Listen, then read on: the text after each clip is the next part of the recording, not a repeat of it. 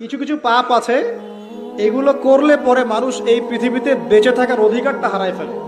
যেমন কোনো বিবাহিত ব্যক্তি যদি জেনা করে, নাউজুবিল্লাহ, কোনো ছেলে যদি কোনো ছেলের সাথে যৌন সম্পর্ক করে, সমকামী করে, এই কাজ যদি কেউ করে, নোংরা কাজ যদি কেউ করে, কোনো মেয়ে যদি কোনো মেয়ের সাথে এরকম কোনো কাজ করে, একই পাপ।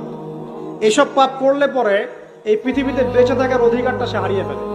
কথা কি বুঝতে পারছেন?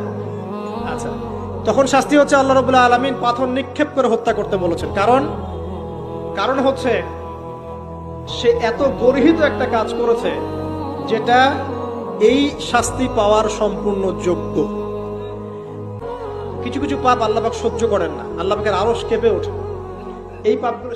যত নবী ছিলেন পৃথিবীতে, তারা সবাই যত দোয়া করেছেন তার মধ্যে একটা দোয়াকে শ্রেষ্ঠ বলা হয়। শিখিয়ে দেবো কোনটা? সেটা হলো লা